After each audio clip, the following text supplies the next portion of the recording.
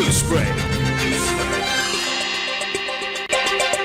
Isinusulong ang pagtatag ng programang Digitalized Payment System sa lahat ng mga business establishment, payment facilities at public transportation sa lungsod ng Tabuk bilang pagpapatupad sa QRPH Digital Payments ng Paleng QRPH Plus program ng pamahalaang nasyonal.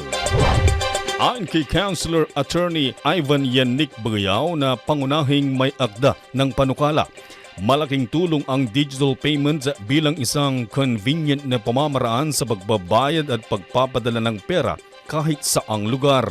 The ordinance focuses, Mr. Chair, on the adoption of QRPH digital payment as an alternative mode of payment of the consumers, customers, or even riding public.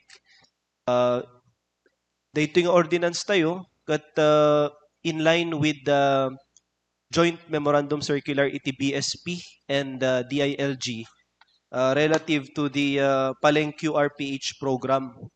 So, this ordinance will institutionalize the said program of the BSP, and upon the passage of this ordinance, Mr. Chair, the BSP will spearhead the financial literacy program. Ayon kay Councilor Bagayaw, nakasad rin sa panukala ang masasakupan ng Paleng QRPH Plus. The ordinance shall cover the following within the city of Tabuk: all public market vendors, all public transportation including but not limited to tricycle, jeepney, or buses, all stores and business establishments including but not limited to sari-sari stores, ambulant vendors, hawkers, electric service providers. This was included during the committee hearing attended by our IPMRs and of course the ABC, and also private educational institutions or schools and private hospitals.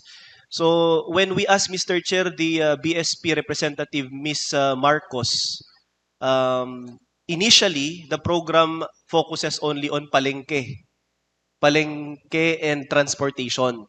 But recently, the plus na kanon di program nga diay, that's why the Paleng QRPH Plus program is being implemented. And for our information, 133 LGUs iti agim implement dito yung programan iti BSP. So the plus included all other establishments. So dinamag tayo, Mr. Chair, during that time, no, even ba ti schools, hospitals, kat mabaling i-cover, the BSP representative answered in affirmative, Mr. Chair. Maliban sa mga pamilihan at service providers, hinihikayat rin ng batas na maglagay din ng digital payment option ang mga pribado at pampublikong tanggapan. And even encourage us nga pati dito'y LGU, kat may isang alternative mode of payment is through the QR code. So, iso nga in kabil tayo, Mr. Chair, the scope nan halos aminan all establishments, and this ordinance will not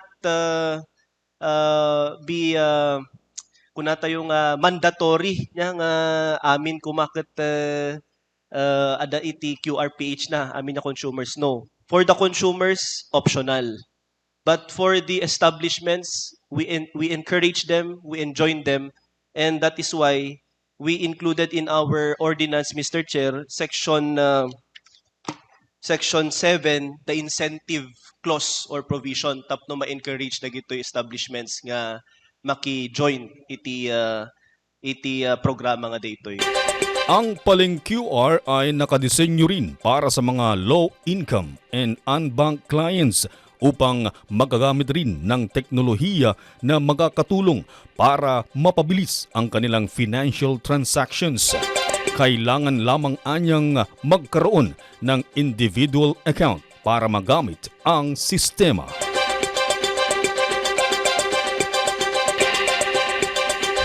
At yan ang balita para sa oras na ito. Ako po, si Reddy Redotal. Tabuk City! Newsbreak!